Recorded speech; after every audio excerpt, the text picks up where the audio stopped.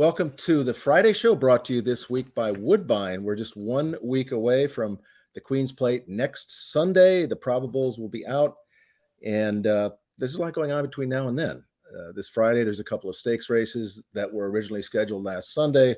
They had to cancel.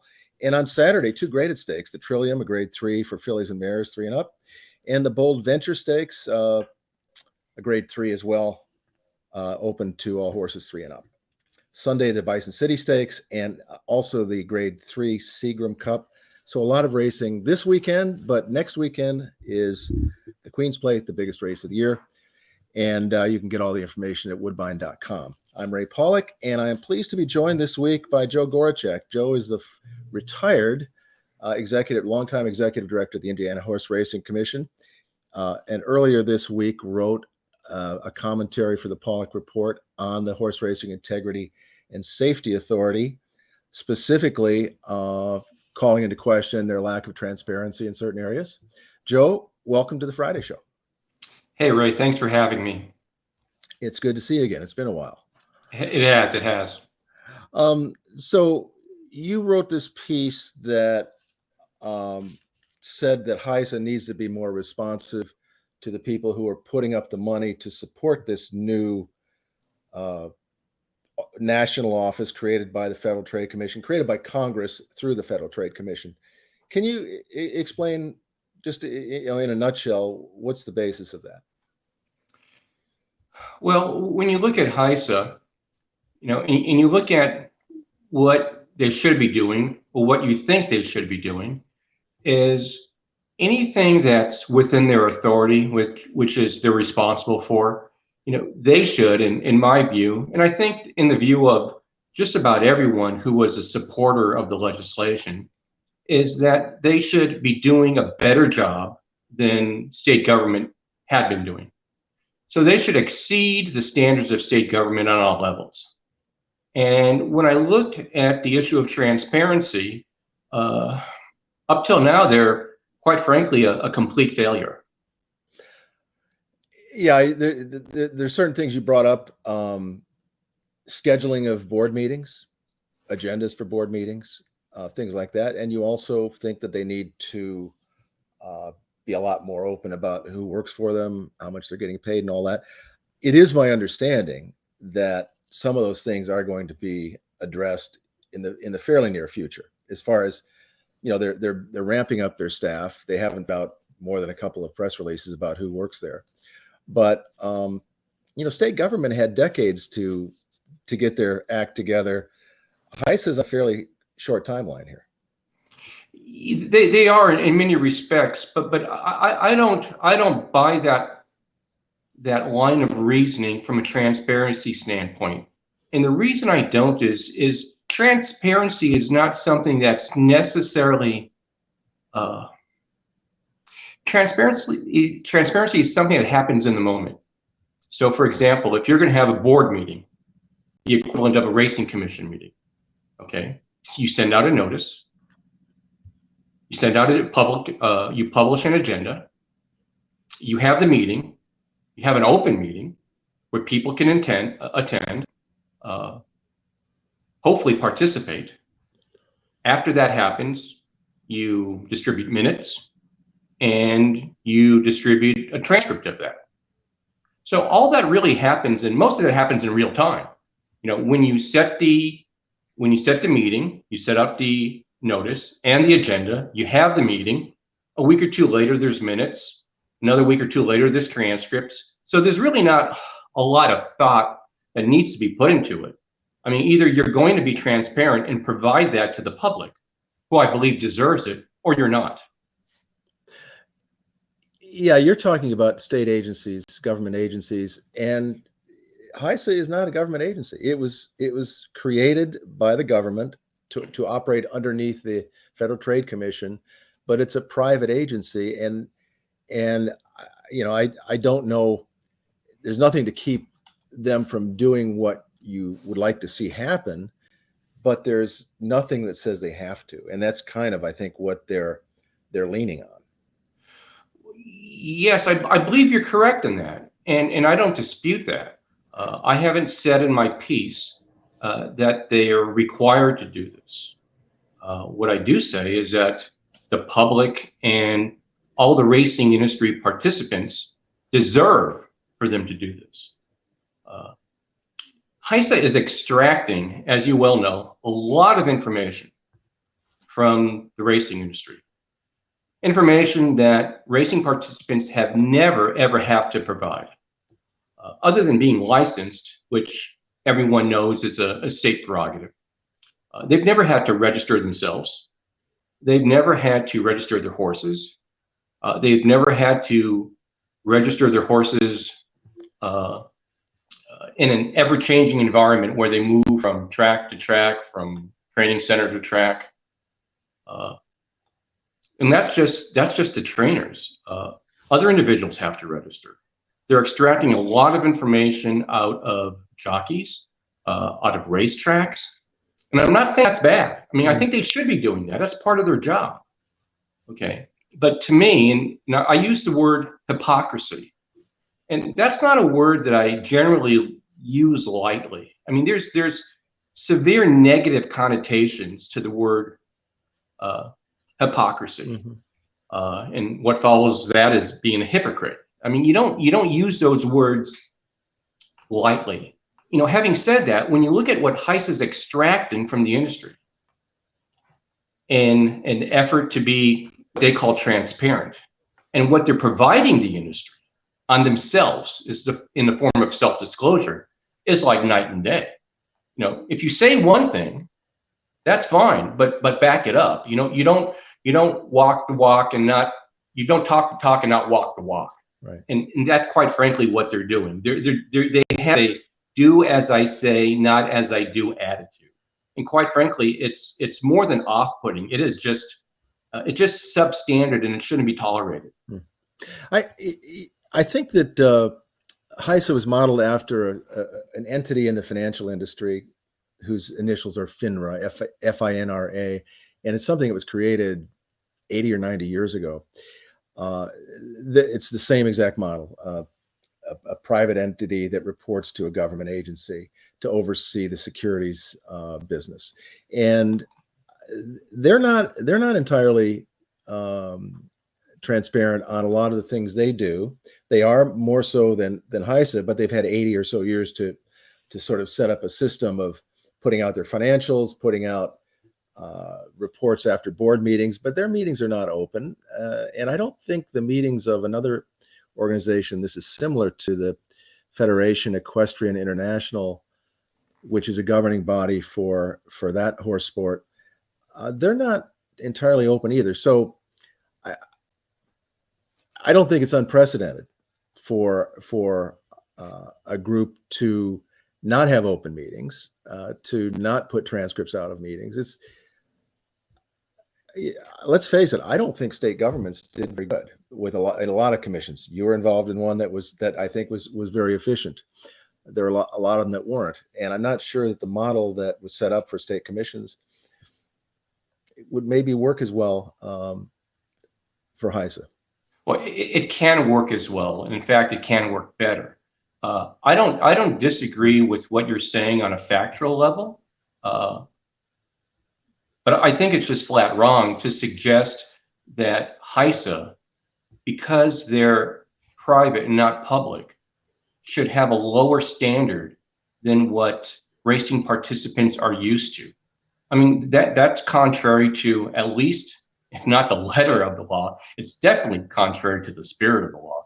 No one that I know, and I went to DC maybe a half dozen times and walked halls of Congress and meeting congressmen and mainly their staffs and talking about what our vision was for the bill, you know, and no one ever said, well, this is going to be better than state governments on every level, except, you know, they're going to really fail on transparency. We know it. You know, no one ever said that because no one ever believed that. We thought that HISA, whoever took over, okay, was going to be superior to state governments. They weren't going to be substandard. And this is not a hair substandard. We're not talking just a little bit different. We're talking about drastically different. And it's just flat out wrong. Yeah. Well, I know that they're moving in that direction.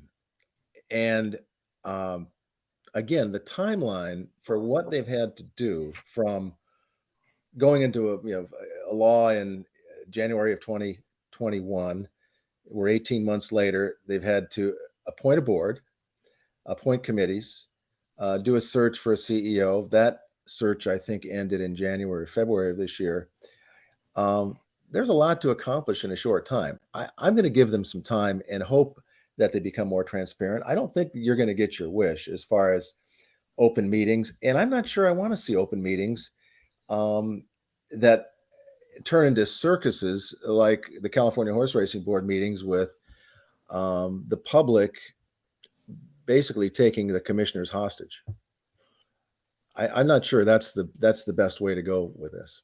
Well, and the California model is pretty extreme because we've, in Indiana, and I can speak for Indiana for the time I was there, which was 25 years, we always let the public comment on on issues that the commission was considering that would affect them.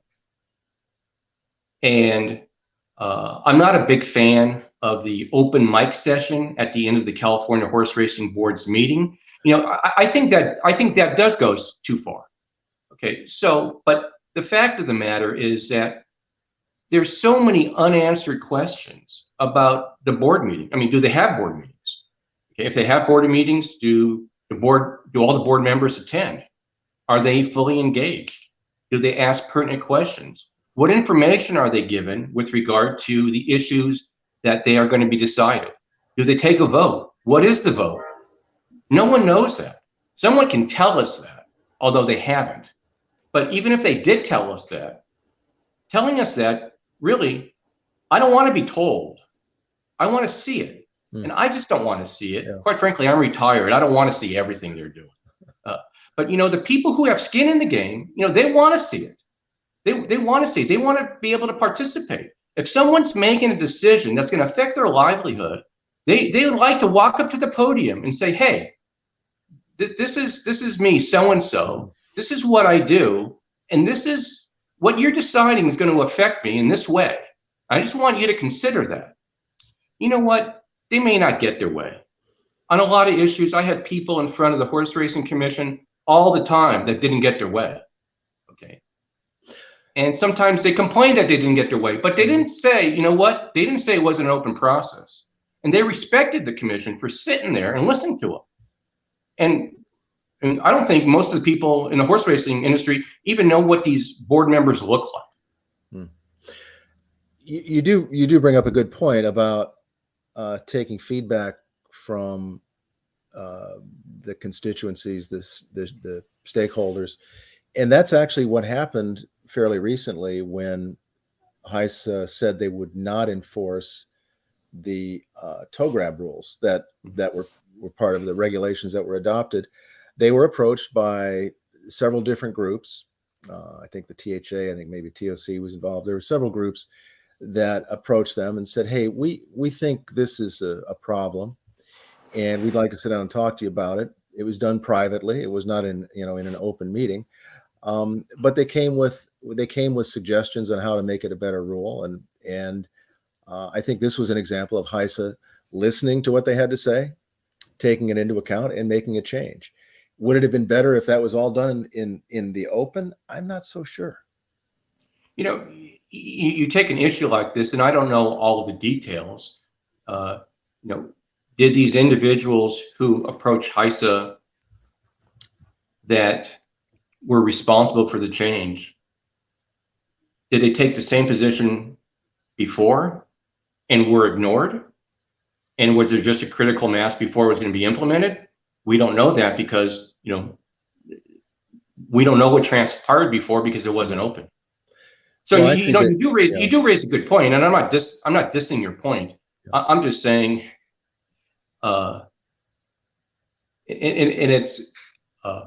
it's unusual for me in my position to appear to be lecturing a lifelong journalist about the importance of transparency. Yeah. So I don't want to be didactic about this, but having said that, I'm thinking, transparency is like a virtue. And, HISA can be virtuous or they can choose not to be. It is their choice, but there's a cost to that. And the cost of that is really, a lot of it has to do with their credibility. I mean, there are so many people who are against HISA for so many other reasons.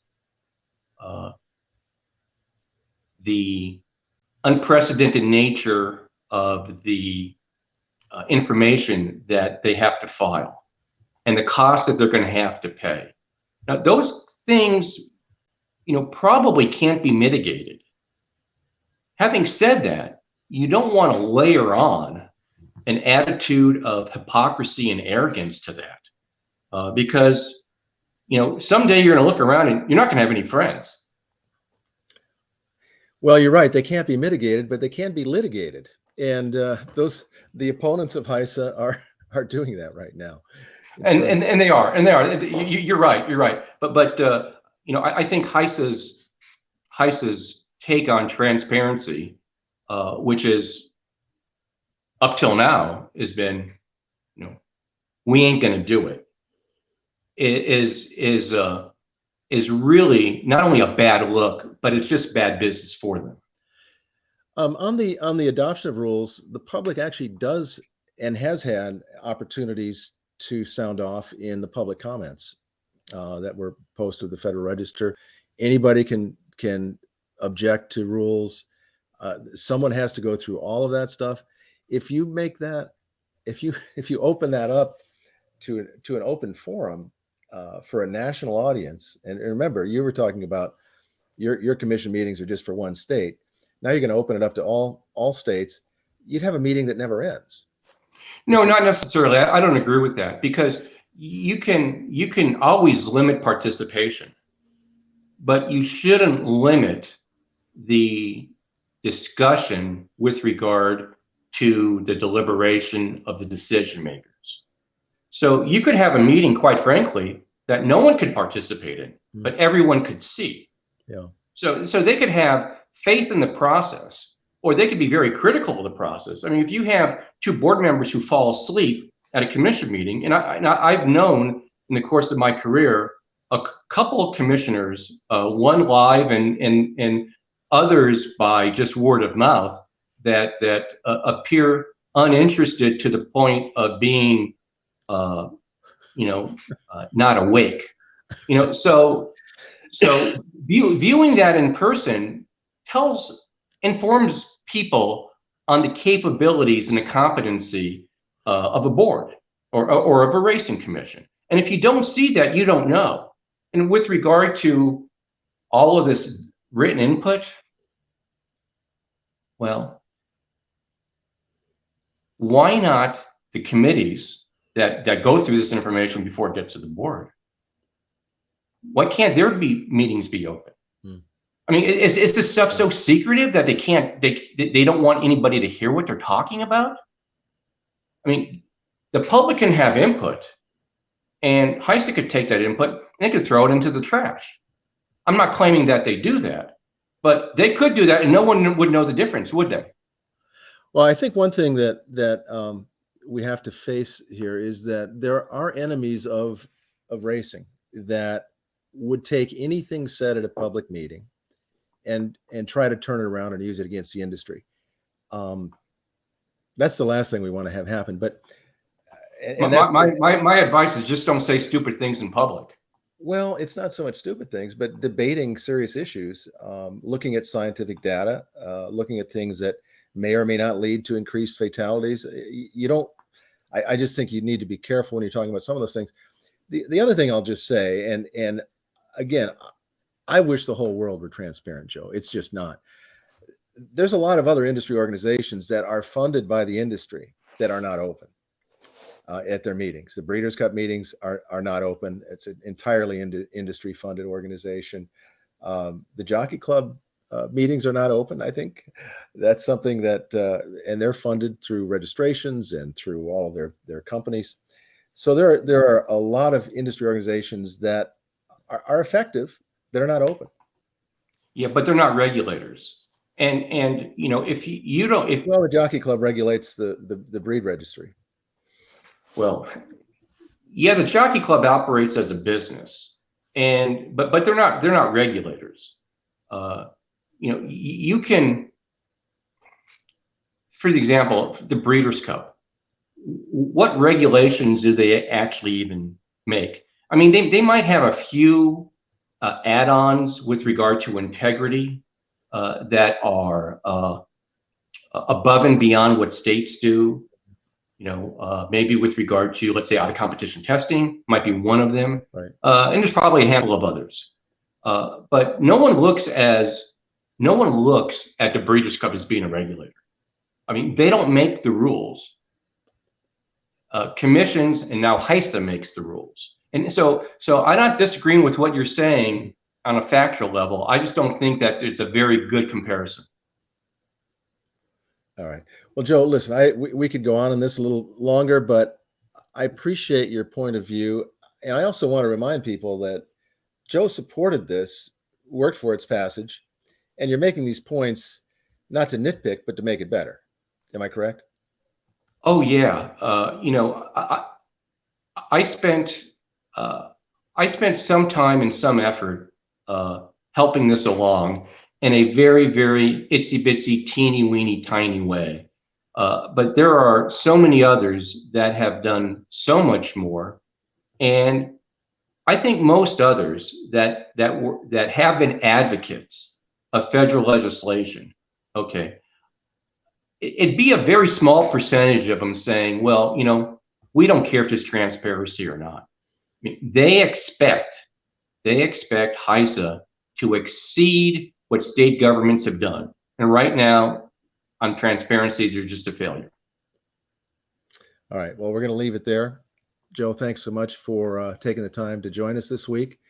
And thank you for those who watched. And don't forget, the Queen's Plate is a week from this Sunday.